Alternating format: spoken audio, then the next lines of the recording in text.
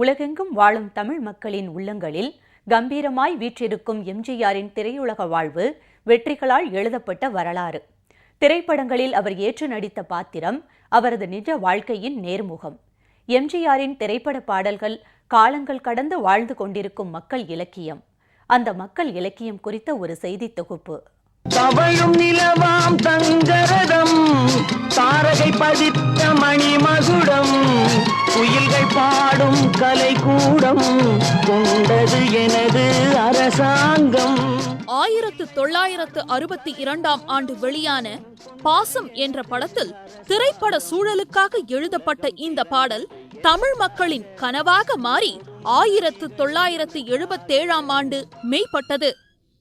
எம்ஜிஆர் வாழும்போதே வரலாறாகி போன வசீகரம், தமிழ் மக்கள் அதிகம் உச்சரித்த அழுத்தமான பெயர், தாமஸ் ஆல்வா எடிசன் என்ற விஞ்ஞானி கண்டுபிடித்த சினிமா என்ற சக்தி வாய்ந்த சாதனத்தை பாமரர்களுக்கு படித்து காட்டிய படிக்காத மேதை, புராண கதைகளில் புதைந்து போயிருந்த தமிழ் சினிமா திராவிட அரசியலுக்கு பேரறிஞர் அண்ணா தலைமையேற்ற பின் திருப்பு முனையை சந்தித்தது.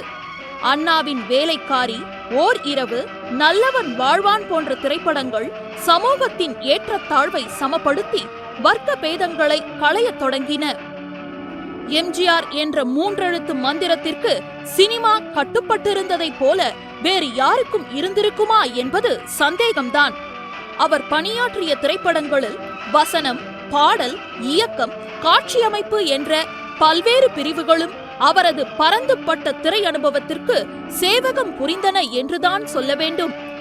எம்ஜிஆர் பாடல்கள் பாமரர்களுக்கு பள்ளிக்கூடங்களாய் மாறின. வீரர் விழி தாழ்ந்து நிலம் பார்த்ததில்லை, வெற்றி திருமாது நடை போடும் எல்லை.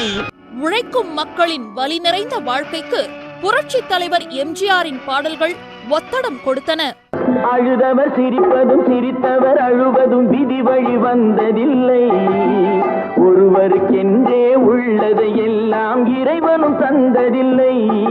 பூவிற்கு வலிக்காமல் தேன் எடுக்கும் வித்தையை போல பாடலாசிரியர்கள் இசையமைப்பாளர்களை ஆர்வத்துடன் பணியாற்ற வைத்து பலாச்சுளை பாடல்களை பெற்று ரசிகர்களுக்கு விருந்து படைத்த எம்ஜிஆரின் திறமையை திரையுலகினர் பலரும் புகழ்ந்துள்ளனர். குழந்தைகளுக்கு எம்ஜிஆர் பாடல்கள் வாயிலாக தந்த அறிவுரை மற்றொரு பிள்ளை தமிழாய் மாறியது. கருணை இருந்தால் வள்ளலாகலாம், கடமை இருந்தால் வீரனாகலாம், பொறுமை இருந்தால் மனிதனாகலாம், மூன்றும் இருந்தால் தலைவனாகலாம். விழி போல எண்ணி நம் மொழி காக்க வேண்டும், தவறான தேர்க்கு நேர் வழிகாட்ட வேண்டும்.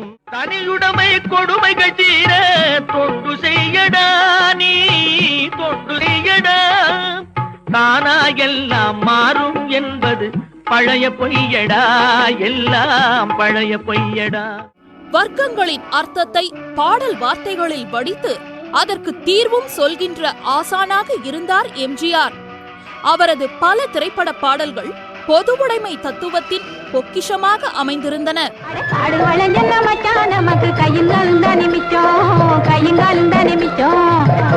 வேளையட்டும் பொண்ணே, நமக்கு காலம் இருக்குது பின்னே, காலம் இருக்குது பின்னே.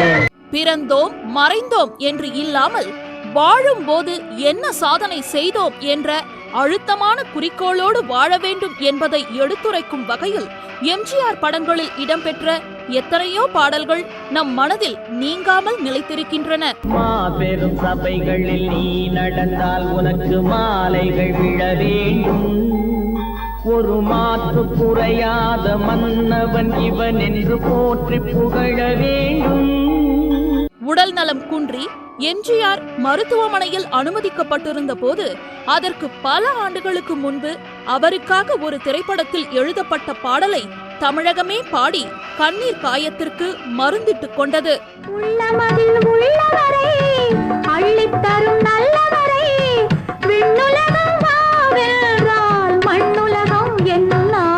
திரைத்துறையில் 40 ஆண்டுகளுக்கும் மேலாக தனது நடிப்பு, பாடல், வசீகரம் இவற்றால் கோலோச்சிக் கொண்டிருந்ததோடு எளிய மக்களின் இதயங்களில் நம்பிக்கை நட்சத்திரமாக திகழ்ந்ததால்தான் கோடம்பாக்கத்தில் இருந்து கோட்டைக்கு சென்று அவரால் கோலோச்ச முடிந்தது.